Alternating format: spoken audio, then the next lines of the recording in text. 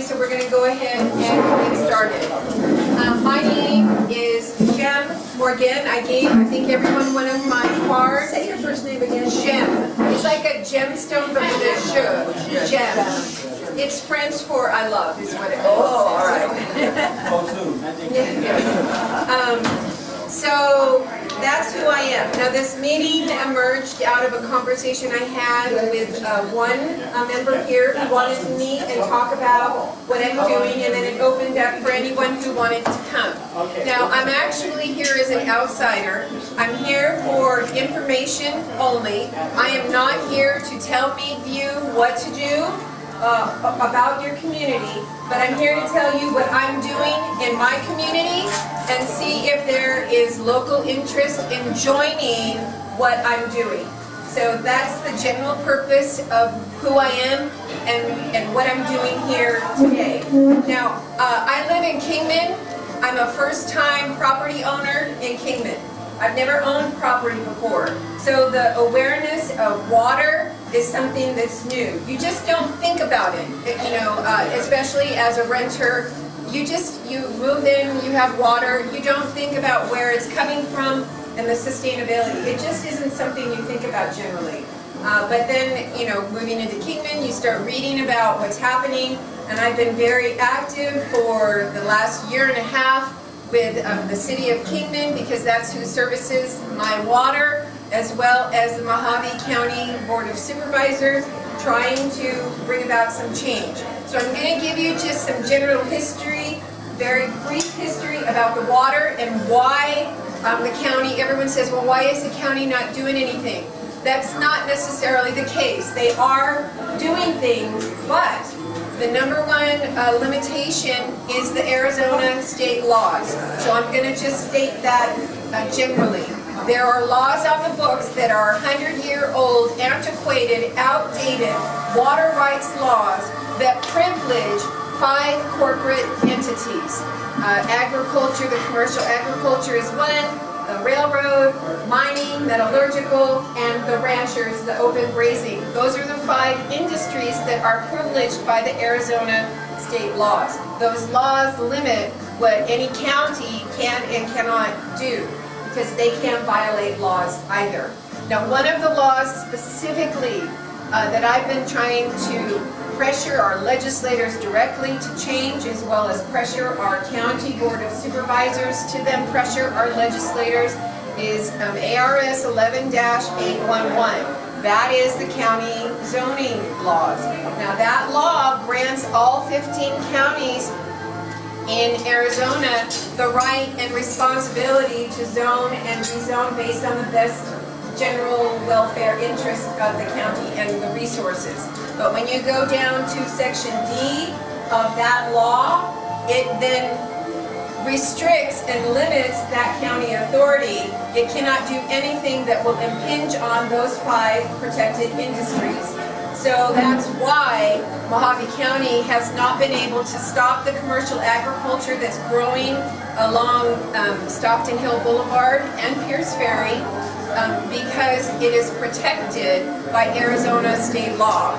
I will just be fully transparent. That's why I ran for state senate this last election, so that if our legislators aren't going to work to change those laws, then I was going to step up and do that myself.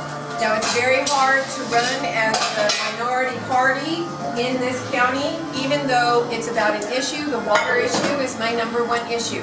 I am not here to campaign. I am not here as a candidate. I'm just fully disclosing that piece of who I am, because I cannot separate my number one campaign issue from the AMA ballot initiative. So the AMA ballot initiative is what I'm going to talk about. In 1980, Arizona passed the Arizona Groundwater Act, and that legislation was groundbreaking at the time. It set the standard in the United States for how to develop a sustainable water management plan. It was incredible, actually, what Arizona did. That was under Senator John Kyle, and Babbitt, I believe, yes, Bruce Babbitt, and so it was just phenomenal.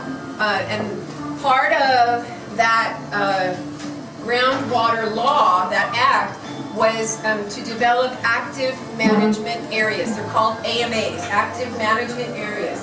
There were 4 active management areas determined at that time by that law, and then there was another one later. We have 5 in the state right now. Now what an active management area does is it bypasses a lot of those water rights laws. It steps in and says, this is not sustainable, and so we need to take active measures to protect the aquifer water. There are 2 ways to, well actually 3. There are 3 ways to have an active management area designated. One of them is by the Arizona Department of Water Resources, the ADWR. They have the authority to designate active management areas. The second way is for our state legislature to initiate law that establishes an AMA, and the third way, which is built into our state law, is voter ballot initiative. All that takes is, so for example, this is what I'm doing in the Wallapai Valley. I'm organizing this voter ballot initiative. I need to submit all that and get it started, and then collect 10% of the population of voters within that water basin area, and 10% of the registered voters then forces it onto the county agenda. They have to call an election, and then it will take a supermajority of 2/3, 66% in order to pass it. If the voters pass that initiative, it imposes the active management for the local water. And so that's what I'm here to talk about today. The Meadview aquifer is a separate aquifer, but you can have more than one aquifer in an AMA.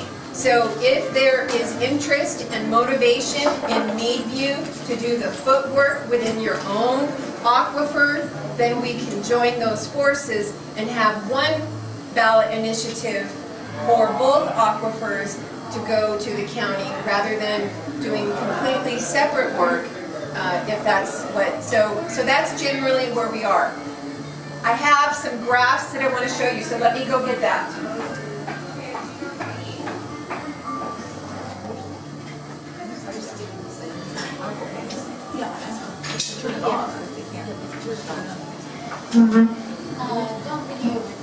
Okay, so I'm not going to talk a lot about the Wallapai Valley basin, but this is essentially, this is my water basin. This is what's activating me to do the work for the active management area, because this is my water basin. There is, and you can't see it on here, and that's okay, but there are a lot of red arrows on here around the agriculture, and those are the areas where the water levels are declining significantly, and this is what we're trying to stop, because we can't, because of the state laws, we can't say you can't have commercial agriculture, because they have just as much right, you know, to join in and do what they want to do. Everyone has a right to do that, but it's depleting our aquifer. And so this is what we're trying to proactively stop, because we can't stop them from coming in and doing that. This is the most recent, this is the 2018 Arizona Drought Preparedness Annual Report. This, the state is aware that part of the Groundwater Act, Management Act of 1980, it, you know, set into motion a lot of drought preparedness and a lot, so there is a lot of activity throughout the state about this. And so every year I have uploaded this onto the Facebook group that I have. In fact, everything that I talk about today is a file. That's why I created the group, so that I could upload these documents directly so that you can read these for yourself and understand that I'm not just out there squawking and making noise, but this is based on real facts, real-time reality. You need to do your own research, not just listen to what I'm here telling you about today.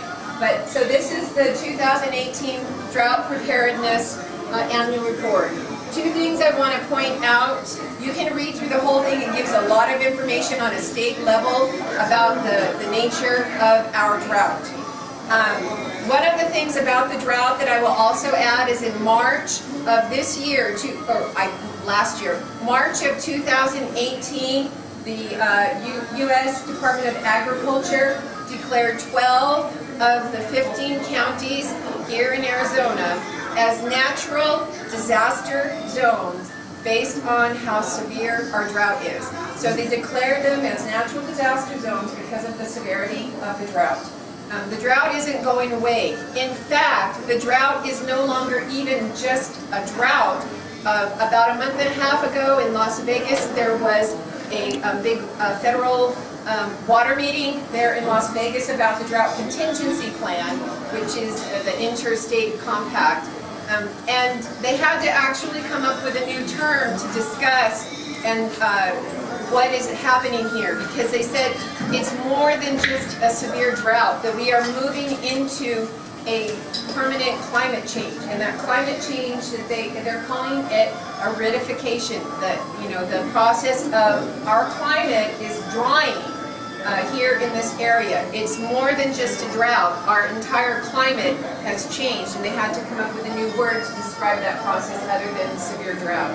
So we are permanently becoming more and more dry here. We don't need scientific, expert testimony to see that, because we're here and we feel the dryness, we see the dryness, and we are aware of the lack of precipitation here locally. And that is what feeds our aquifers, is that local precipitation. Now the river is fed by precipitation in other states, and it flows down rivers, so we aren't always aware of what's happening with that. But here in our aquifers, it is specifically local precipitation that feeds our aquifer. Now someone was suggesting that, well, maybe the levels of the aquifer are from like 400-year-old patterns, and there is some truth to that. I mean, it is like an overall process. It takes, the U.S. Geological Survey people said it takes about 20 years for the water to filter down into the aquifer, so it's only about a 20-year. But the drain on the aquifer, to see those levels going down, that's a local, real time. It's not from 400 years ago. That's what's happening. We are physically draining the aquifer, and those levels are reflective of what we are doing right here. And that's good, because that tells us that we can make changes right here in real time that can have a positive effect. So there's the good news.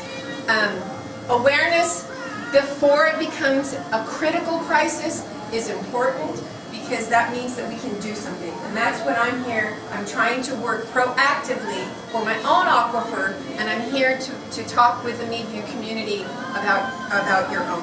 Now this Appendix B of that drought report is about Mojave County. It gives the status of the drought. We're ranging from moderate to extreme drought still. Now this is the most recent report. This is not old information. This is the most recent information we have. And the very last statement in that report on drought-related actions, I'm reading.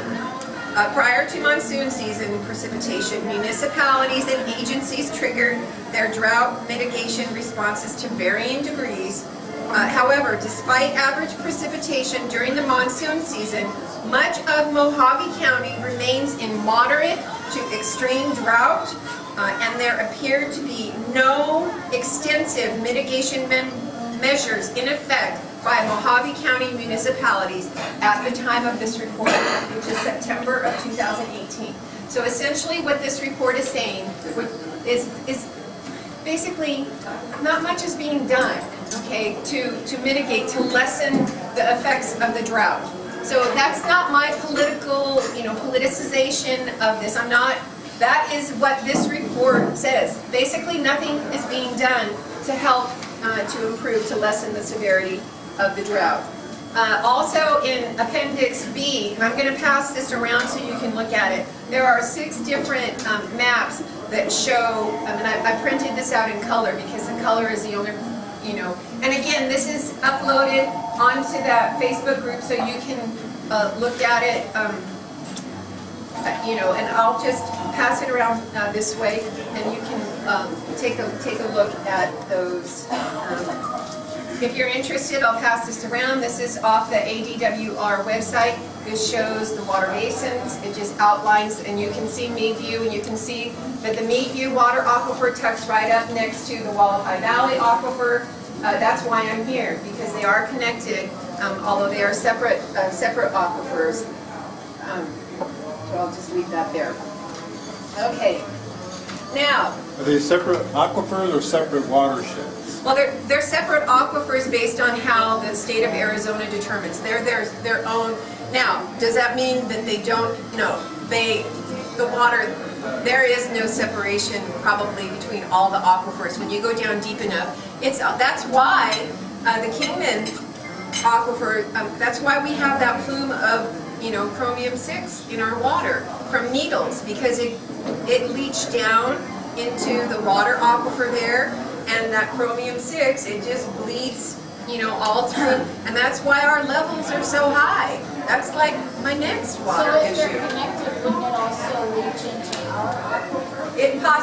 Yes, possibly it can. Now, I don't know how your people test. I know we receive a water report from the Kingman Water Company every year, and the reports, it's like at 75 parts per billion. Now, what I will just add to that is it's less than what the United States government determines as the arbitrary safe line. California lowers it because in Hinckley, where those people were getting cancer from this chromium-6 that was in their water from that PG&E, I think it was, their levels were only at 25 parts per billion, and they were getting cancer with 25. Our government says safe is 100, and my levels in my water are at 75, which is 3 times the levels of what the people in Hinckley.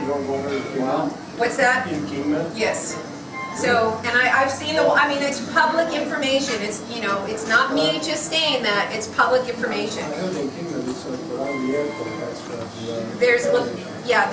It's everywhere in our water. So because it comes from that leak. Yes, Christine.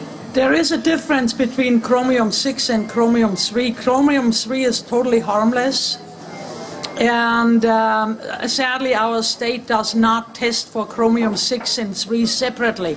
So the readings we get of 75 or 100 or whatever they are, they're combined. Okay. And so I don't know how much. That's good to know. I wasn't aware of that. So it is, although on my water report it says chromium-6. Also, you have a special, now out here I've never seen chromium-6 separate. Yes, on my water report it doesn't just say chromium. I don't believe. I will go back now that you. I will check that specifically. Okay, so here's specifically. This is, and it's a tiny, I will upload this tonight, but I will tell you, I apologize for this, because you see this map that has all the little numbers and the arrows and everything? That is where I have all of the, those numbers are the registry numbers for the wells, but it takes, I have to go back. I forgot that I hadn't done that yet with the Meadview, because I had to print this out first, and this didn't get printed out till this morning, and I forgot, and preparing and everything else today. But then I take all of these and I go back and then I fill in the map. These maps are created based off of the data. So this is me. You will not find this elsewhere. This is me taking the data and creating a graphic that is more visible about how detrimental. So I will have this map of the Meadview one done tonight and upload this whole document. Now the second half of the document is all of the hydrographs. Now what I did on the Meadview aquifer is I went onto the Arizona Department of Water Resources website. It's public information. You can go into their database and you can look for yourself and see all of this information. It's all I did. I sat there for many hours late into the night.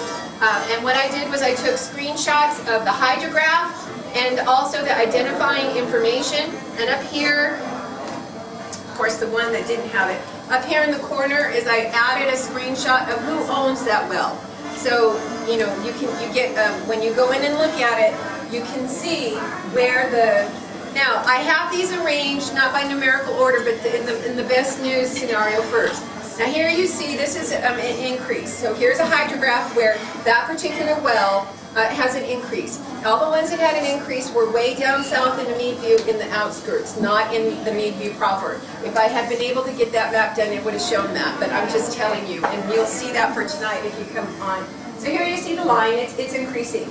Now, this one started in 2000, so this is just 2 readings. So this is just to clear over time, this, since 2020, this well increased during its measurements. Okay, so these are the good news ones. So here we have another one that is increasing, and you can pass these around. Here's one where it's relatively trending, sustaining. So here you see a sustaining level. Yes, so these are measurements over time with the mean. Yes, this is Meadview aquifer, and it's a much smaller aquifer than the Wallapai Valley aquifer. So here's another relatively sustaining with just a slight increase over time. Yeah, all these are Meadview. You got an idea of how deep these wells are? That I cannot find information, and I'm not sure if we know that. I think that's part of what the U.S. Geological Survey is working on now. And that report is not expected to be made public until 2020. So we have 2 more, exactly. We have 2 more years to wait. The county should have a well record. Actually, it's on the record of how deep the wells are. Okay, well I'm not an expert on all of those fine details. I will look and see if I can find. So you go on the so for the drill well, they need to get a permit. Right. So when they complete, they have to report the depth from the casing. Okay, but that's the depth of where you hit the water. No, the well construction itself. So they reported it's on the end of the well. Okay, but still, and that's fine. It's still. Public information.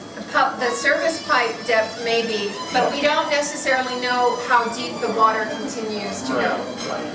That's what he's asking. How deep, like Christine has correctly stated, if the Meadview aquifer has a depth of 500 feet and it's declining a foot a year, then theoretically that means that we have 500 years before we run out of water. Now it's not likely to be 500 feet, but this is where that is helpful information that I don't have, and I don't think we will have that until this geological survey report. What formation are they? Yeah, you're asking questions that are outside of my. I'm here as an average citizen, as a concerned citizen that has that is informing me about this level of data. You would need to talk with a geologist about that. I don't know. Again, that will come from the U.S. Geological Survey. Just a correction. The USGS does not include the Meadview. It's just for the Wallapai. That's heinous to me. That's a heinous Those thing. pictures you showed, that you posted, was on the site this morning. The ABC. Yeah, and all the dots. Yeah, that's over in the Wallapai area. So that's not Meadview aquifer. Right. But I mean, still, Yes. it's eye-opening. It is eye-opening, and those specific areas were to show the dots. You can see them, they're geometrically however, you can see them all around the agriculture. That's the point of those graphs, is to show all of those agricultural wells. And then the wells that are up in the mountains, those are people's wells. Those are your wells and my wells, the residents. And every single one of those red dots are at risk of having their wells drained because of all those wells down in the agricultural area. That's the point of what those graphics are. Okay, That ought to be determined by the water-bearing formation. Yeah. That would be there. And you need a geologist up here to talk about that. And You would have a certain level yeah, of that's where water-bearing. you don't know. And There's not an aquifer. yeah, I can't per talk se about there. that. Yeah. Okay, so here we start to get into, now I had about 4 or 5 pages, and I want to show you how thick this is now. Oh, wow. Every single one of these is a hydrograph that shows declining. So those first 4 or 5 were either increasing or sustaining, and these all are now. This is Meadview. This is Meadview, and every single one of these that I'm going to show you, these are all showing a decline in the historical water levels of, How do they determine the, they go out. These, almost all of these, I would say 95% of every single one of these is the Joshua Valley Water Company. So these are, unfortunately, these are the wells that are servicing the residents here in Meadview. Here in Meadview, the agriculture is not the issue. if it's dropping that much, are they having to re-enter and drill them down more? Or how do they determine that it's It's going going down? down in other areas, so ours is not. And that may be, Christine asked that question, if like the Wallapai Valley Basin, if it's kind of siphoning off, and you know, this is where it gets complicated. And so here again, you know, I'm just showing, Can you put this on? yes, this will be on tonight. I need to do that map that puts, so you can see the whole picture of the Meadview. So again, you know, another declining, every single one of these is a declining level well. Every single one. The last one shows the best picture. 1 year per. It's different time, like this one started back in 1976. So this is, you know, over a period of 20, 30, 40, 50 years. And this data that I have here in my hand, I tagged onto every single well in the Meadview aquifer and looked for any measurement over time. So this is inclusive of every single well that there was any, at least two that had, so I didn't leave off, you know, any to give a false, you know, every single one that I could find well water reading is included. Now this is here is the most detrimental one, because this looks like probably once a year there's a lot of tiny little dots. This is the one that was included in the Mojave County water assessment report that is done by the Mojave County Water Authority. So this is in that report, and also you can go online. I mean, I pulled this off just over the weekend. Okay, so here you can see. It has the depth of the well on that. Okay, of the well, yes, but not of the water table. Well, if you include the side graphic information, it does. There's so many feet, that tells you how much, I think. No, this is to the surface. This is the depth, so when they... I understand, but the side, the number on the side, it says 600 and some feet, I think that's the depth of the water. That's to the water. No, the well depth is to the water, or to the bottom of the well height, but the depth of the water is that side, the left-hand side, I think. And I don't know how to read this, but that's I would what I like to be able to understand that more, because I would like to be able to answer that question, but I don't have that right now. I would like to be able to know what happens if there was such a drastic, all of a sudden, upward. Well, some of them, what happens is, like let me see this, now this one, I'm gonna turn this upside down, because a lot of them, what we see is there's a sharp drop. Yeah. And what that means is on that particular day when they were there to test it, they were in a process of pumping the well, so the well was significantly lower, but it wasn't necessarily the general trend of where it is. Oh, okay. So, you know, these are over time, and sometimes, you know, you get a lot of precipitation in a year, and, you know, it does affect, I mean, when you recharge it, the water levels go up. That is the whole point. Now, Leo Biasucci, one of our representatives, his big campaign thing is we need to recharge the aquifers. Well, that is sort of a no-brainer, but you know, you don't go down and put a quarter in the machine and recharge the aquifers. That's the issue. We don't have the precipitation locally to recharge our aquifers. And Meadview has no river water rights at all. Kingman, the city of Kingman, and I don't know how that came, they have 18,500 acre feet of river rights water. Yes, and they can't use it because they don't, you know, it's inexpensive. So what they do is, that's what the Mojave County Water Authority is. That's the board that convenes and sells the water, but keeps it within Mojave County. So it just redistributes it within Mojave County. That's how we keep the water in Mojave County. So I think that's, those are the big pieces. Now, that's the situation with these graphs, and you can see it is, by all accounts, the aquifer in Meadview is decreasing by about a foot every single year. That and that is not because of local agriculture. What determines that though? I mean, Well, you see, what is, okay. it's here's my residential question. use. Here's my question. Yes. I see this graph going up and down. When it's at the lowest point, it's when they're bleeding it off. Possibly, Okay, yes. all right. So here's what happens with my knowledge of well drilling. If you take a well and you just casually pump on it, it silts itself up. But if you take and you drain that pump, or drill it, take that well and you drain it all out, it cleans it out, and then your levels drain back up, no matter how you do that. Right. So during the period of time here, if they have pulled down and they're determining, okay, oh shit, we're running out of water. If they've pulled this Yeah. all the way down, I understand. but then If you it took one recharges reading, right. itself within And that's why these graphs are over a lot of years. That's why it shows a Yeah. trend. This is a trend.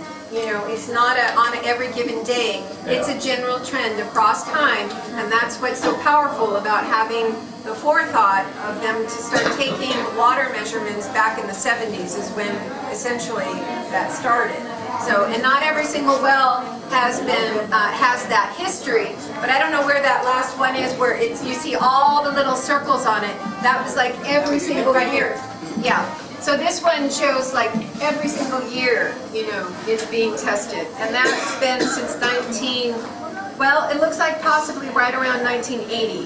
The first timeline is 76, but it looks like, so the water, that groundwater, you know, act kicked into, we need to start measuring and keep monitoring the wells. Now, In this area, has there ever been like an artesian well?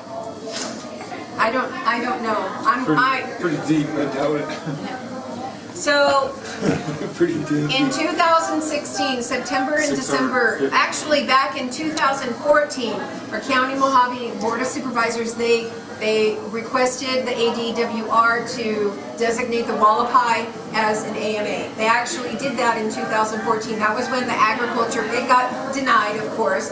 In 2016, September and December, I believe it is, the Sacramento Valley, which is the Yucca, Golden Valley, Chloride, you know, that area, that's the Sacramento Valley Basin, and then the Wallapai Valley Basin.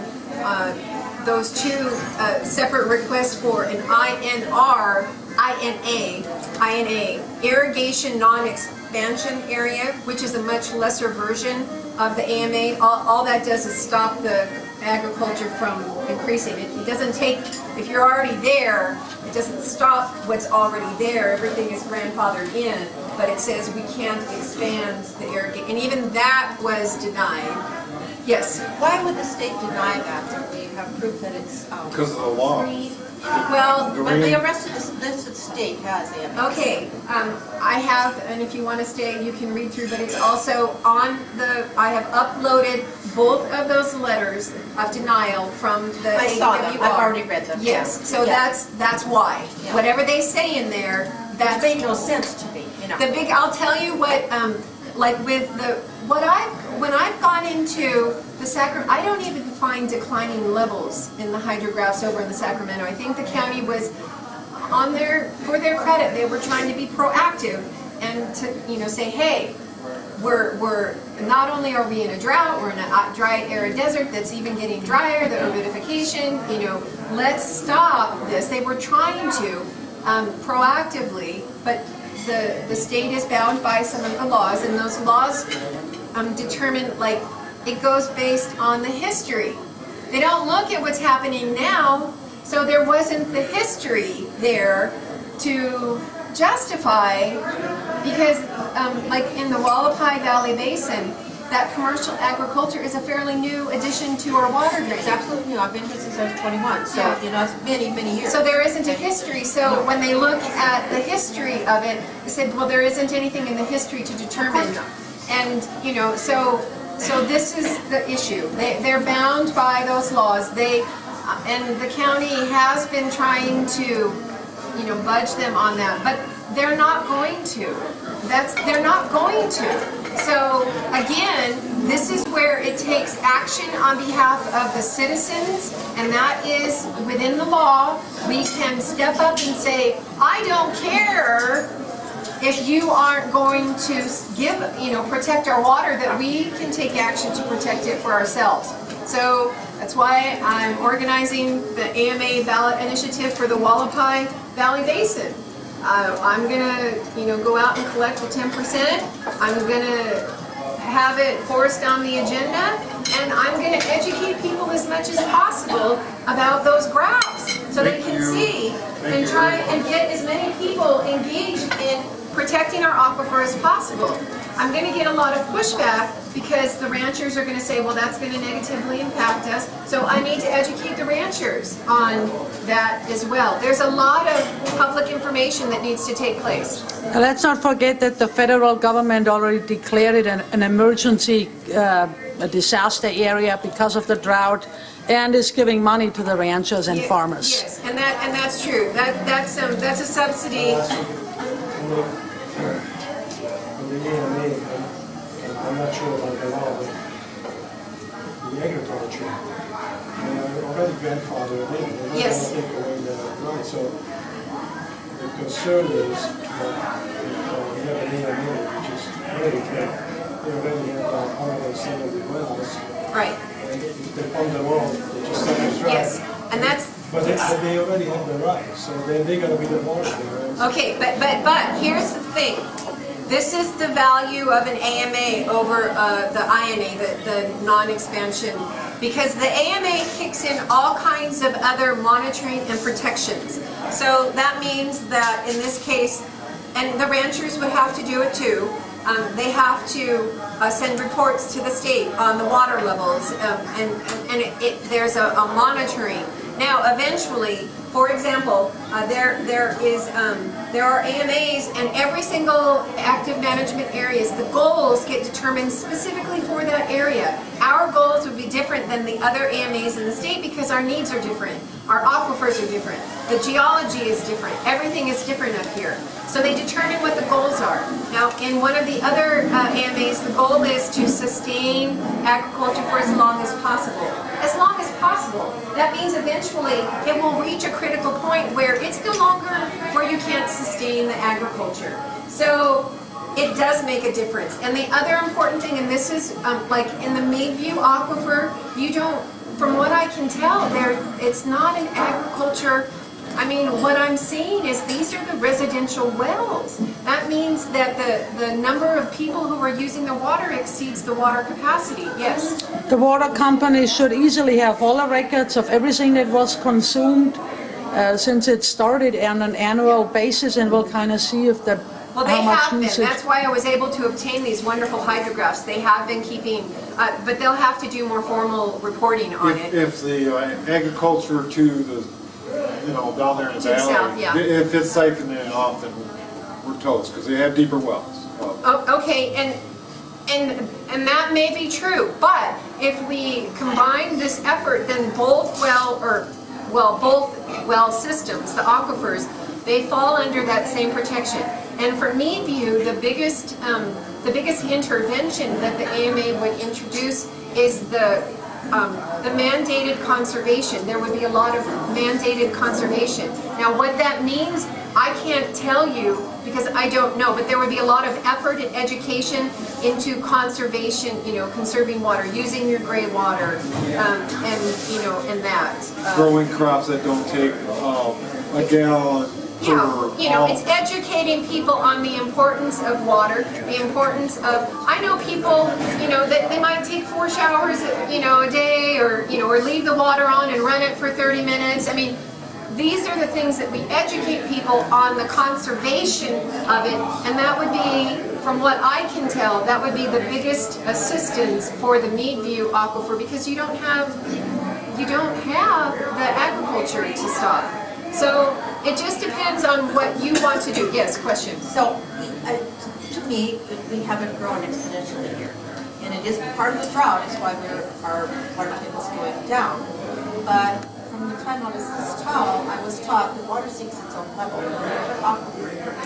So the drawdown of Wallapai Valley, we have all kind of fissures under here. This is an adaptive accurate topography. So in my mind, and I'm not educated this way, but if you have a bucket of water, you have a lower bucket of water here, and you start pulling water from this one, it's going to go into the lower bucket. Exactly. So we got two buckets here. Exactly. So my thinking is, all this use that these agricultural farms are doing right now, it's drawing, should have an impact on our aquifer, just logically thinking. Right. And almond trees do not grow well without water. Right. They are not Joshua trees, No. are not yuccas, or any of that. They are trees that require tons of Exactly. water. These nut trees are some of the most water-intensive crops that you can have. Now, the crops that are down here on Pierce Ferry Road, they're in the lowest part of the aquifer, and their wells are all sustaining. But that's because they're in that lowest portion, and they're going to be the very last, to lose the water. And they're drawing down from ours. And they probably, again, I hesitate to say, I mean, as a person, I can look at that and I agree with Christine. It makes perfect sense with both of you that water does seek its own level. So if there are water, this lower, it doesn't stay up here because, we're the Meadview aquifer. So Meadview will benefit from my effort on the AMA in the Wallapai Valley, regardless of whether you join into that process or not. The benefit to Meadview is it will protect your property values in numerous ways. It will impose some mandatory conservation efforts, but it will protect your property values. For example, one of the ways that it will protect your property values is every single real estate transaction, they will be forced to, it's a full disclosure to people coming in. It imposes, and it forces the issue of, now unless there's some special arrangement that's made, the 100-year guarantee, that is not what we have right now. What we have is there are two designations. The AMA is the only one that forces the mandatory, you must prove to the state before you develop new development, and it's not about properties, it's about new development coming in. They must prove to the state, they have to get that certified, that there's a guaranteed 100-year water supply. Right now what we have is called an adequate, 100-year adequate supply. All that means is for any new development, we're talking about homes and things, businesses coming in, all they have to do is a water table study and inform people of whether or not there is a 100-year water. That's all. It's not guaranteeing it, but you do have to inform people when they buy a newly built home that you either, the best, and it's their own determination. It's not certified by the state. So there is a difference there. So those two things specifically will help to, and the conservation helps to preserve the water. Those are the ways that will protect the property values here in the in Meadview. But again, I am not coming out here telling you that you need to participate in this AMA voter ballot initiative. I am doing this regardless of whether Meadview participates in it or not. And you will benefit from the effort that I am doing, and it's not guaranteed because it takes a supermajority, and you know how powerful those lobby groups are when they start. I mean, it's already happening. It's already happening. They're trying to paint me as some big politicizer who's trying to turn this into a political issue. Really? Which How like online? it just is. It's just the way that it works here. I don't care what party you belong to. The water affects us all equally. Yes, I ran for state senate against a Republican candidate. That doesn't mean that I'm here, as the minority party trying to undermine him. I'm concerned about my water. I'm a disabled veteran. I don't know if I'm going to have water on my property for the rest of my life. I have spent every single penny of my money in my property. I do not have the ability to move elsewhere. I don't. So I'm doing what I can proactively to try and save the aquifer, in my own watershed, and that, as I said, will benefit Meadview. But if you, as a community, feel empowered to join that process, it is far less effort for us to join together and help each other's aquifer than it is to do them separately at separate times. That's the only reason why I'm here. So I think I've said everything, and I'll answer any questions that anyone has. Thank you for bringing this to our attention. Thank you very much. So how do we join Okay, well, the initiative? yes. Right now, I am collecting people. We have to. The first thing is to form a political action committee. Now, I've actually, just so you know, I've asked the Secretary of State, I can be both a candidate and have a campaign committee, and I can be on a political action committee. I can be on both of those committees, and it doesn't violate any campaign finance laws. So, because for me, it's all one and the same, but they're completely separate. The monies, they don't interact with each other. But we will have to form a political action committee because it is a formal ballot initiative. So I'm looking for people who can step up and participate in that process. And then once we get that, then I just have to, I'm sort of holding off because I do want to wait to see what Meadview will do, because the documents that I submit to the state in terms of what the ballot initiative is, it has to specifically have Meadview on it or not. And I don't think once I submit it that I can change it, you know. So we have time. We have time. It doesn't have to be decided right here today. And I am more than happy to come out as many times as needed to talk to as many groups out here as possible. Invite your Board of Supervisors. Invite your state legislators. I am not doing anything behind anybody's back. The Board of Supervisors knows exactly what I'm doing. I've got public Facebook groups, public Facebook pages. I go to those Board Supervisor meetings, and almost every single time I'm up there talking about the water issue, and they have known for months that I have intended to do. So, you know, I am fully disclosed with what I'm doing. So invite anybody you want. Invite your water people. Invite, you know, and the facts, here's the thing, this isn't just me standing up here and telling you. The facts are what they are. The water levels in Meadview are declining. That's not, these are not, I pulled these off the state this last weekend, a week ago. That's how old this data is, 1 week old. Yeah, for you, any of you that want to do it, I did it after I started reading your Facebook page. So I stayed up until 1 o'clock in the morning, and I pulled everything up that she's got there. So you can easily do that. And I'm going to She just upload. made it easier for her by uploading it to her Facebook. Yeah, and I will have that uploaded tonight. I will go home, now that I have these printed off, I can go in and I can create, I have to create it. It's because that is something that I have created. You're not going to find my little maps, you know, of the whole aquifer with all the index wells labeled. You're not going to find that on the state site, because that's something that I've created from the data. But I will have that whole document uploaded today. The reason why I put all the hydrographs with it is so that you can go back and see where I'm getting, you know, when I tag it as a red declining, you can go, and I've numbered it, so you can go to the hydrograph and you can see, well, she's not just saying that. Here's the graph, and this is why she said it's declining, because it is. So, any other questions? Thank you. Okay, honestly, thank you all, every single one of you. I'm so pleased with the turnout out here. This is just incredibly heartwarming to know that I don't even care what party you belong to, that there are people in this community who genuinely care about the water. You indicate you have more than one page online. Well, they're basically the same. There's the ballot initiative page, and then there's the same information as in the group, but there's more information in the group because I created the group so that I could upload all of those document files. So I wanted to do that because that way, when I come up and say and make a claim or make a statement, you can go for yourself, because some of these things I've had to really hunt and. They're not necessarily just common information.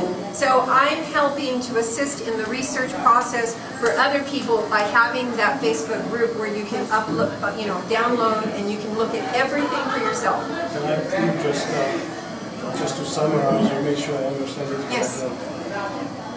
The way I understand the EMA is you have to have a separate initiative for each aquifer basin. No. we can have one ballot initiative for both the Meadview and the Wallapai together. But yeah, I read the statute for each basin, you can have an AMA. So, Yes, you so can. the Wallapai Basin includes Kingman, that's one. Meadview would be the Meadview boulders. And the reason I'm saying that because Kingman, some people say it's a tough question. They say it's too late, like I said, because the agriculture is already there. They're already stealing the water, and because of the state laws, nobody can do anything. So if you do an AMA, you just enshrine that condition, so then even the city of Kingman won't be able to get more water because the agriculture has come. Here in Meadview, this is the perfect time. Like you said that, I wish Kingman had done it 10 years ago. Right. Before Oh, I do agriculture too. came to town. I do too. But Meadview, this is the time probably to do it, but it's a separate basin altogether, so I you understand. can do it separate. You can do it separate, but you don't have to. Okay. I will post the law that specifically states that you can so- have more than one But the reason I'm aquifer saying in that an because AMA. if you try to do it together, there's a good chance they vote it down in Kingman. I'm just saying. But in Meadview, they still could do it. By all. Well, that's true. That may actually be to Meadview's I'm advantage. just No, it's asking, an excellent point. If the Kingman people, let's just say that 100% of Meadview votes yes, but only 20% of, and there's more Kingman people, so both the whole AMA gets squashed. Well, if you had done it separately, then yours would have passed, and now you lose out and have to start over on your own again. Yes. But I'm not saying nothing, yes, I understand that. But really, my way of thinking, if the AMA doesn't go for the Wallapai Valley and for the Kingman area, we're still in deep doo-doo. That's right.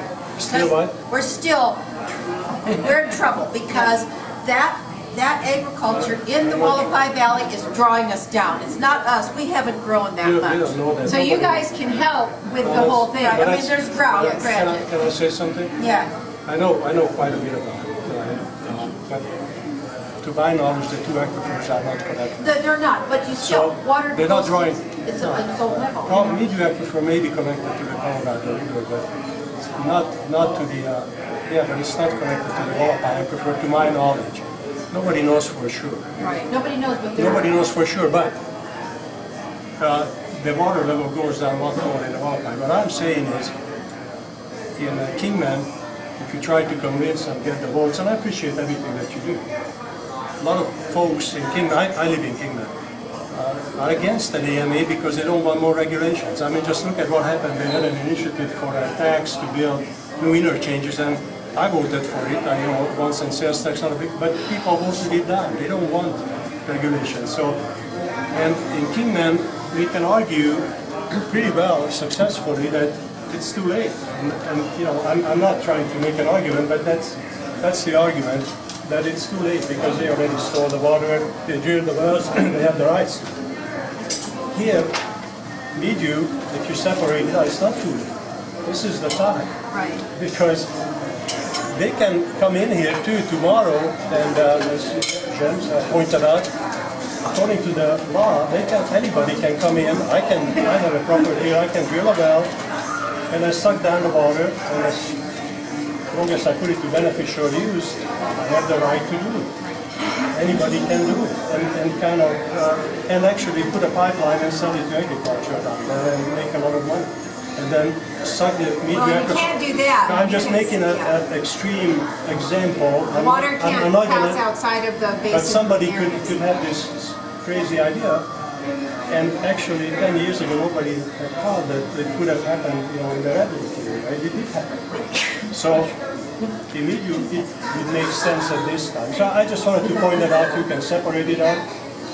Kingman, you're gonna have a lot harder argument to convince, get enough votes. You said you need a 66%. So that would be, yes, that would be something that Meadview as a community would have to make that decision. Do you want to, if you do want to fight for that, then separate it together. Yeah, does Meadview want a Del Webb development here or not? They've already been here.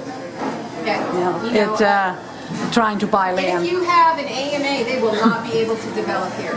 If you have an AMA, They will. There will be, but like you pointed out, they will be assured, 100-year assured water supply. They can do a study and say, we have water for 100 years, they can develop. If there is a guarantee, the state would have to But then certify it. they would study the cycle for it, which hasn't been studied, so that's why nobody knows for sure. Right.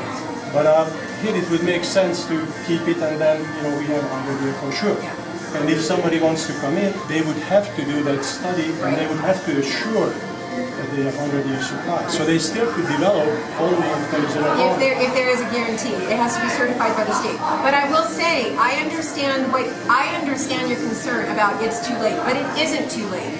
The other protections, because there's more than one protection that And an I'm not trying to EMA argue, puts I in. appreciate what Yeah. you're doing. Yeah. So that's gonna have to I'm be just what I'm saying that fighting, that's what I'm in fighting Kingman, you're against gonna have a lot of Kingman, arguments. is this. You're going to hear a lot of arguments. Absolutely, I have a tough job ahead of me, you guys. And yeah, you won't have one of those. It is. I am fighting, oh no, I'm not one to get discouraged easily. That's why I'm running again, against that same uphill battle, because I have to keep fighting for this issue. It's the issues that are motivating me. All I want to do is garden on my property and play my bagpipes, and that's it. That's all I want to do. I just want to have a simple, hobbit life, right? Yes, I'm a bagpiper, but that isn't my lot in life, because there is something very serious happening, and I need to do something about it. So, If we didn't join in with you, then we'd have to organize ourselves. yes, but we could still work together, because the information is the same for either AMA. So there'd be two initiatives, 2 packs, but we can, and whether that would be the Does best it way or cost not. something to develop a pack? Is it like lawyer no, fees? there's no money necessary, no. I mean, if you want an attorney, yes. This is where, because it is a legal process, I've already talked with more than one water rights attorneys. The law is pretty straightforward. You don't have to be real fancy. The language is already explicitly stated in the, you just need to do what I'm doing, collect your information, so that you can educate the people when you're asking them to vote yes for this. But, the law is pretty straightforward on the languaging of the process. And it's very clearly laid out. I will post that tonight so that you can have that. Because there are pros and cons to both, there are pros and cons to both, but that would be a Me too, I decision. don't see any counts. The argument, well, why not? In Kingman, that you will have an argument. But here, it's just all positive. Well, what I'm saying is there are pros and cons for having separate Well, okay. efforts. Okay, I see. Yeah. And that would, and again, I'm not here to tell Meadview what to do. I'm here to tell you what I'm doing in my community, and I'm looking for possible joint effort in it. So, and just thank you all very much. And I'll post all this stuff too. And I will be here eating the second half of my lunch for anyone who wants to. I hooked down as much as I could before the meeting. Okay, all right, you guys. And Christine, thank you for videotaping this. I appreciate it. And you'll get that uploaded? Oh yeah, I will. Excellent. Thank you. I appreciate it. All right, so I think we're done.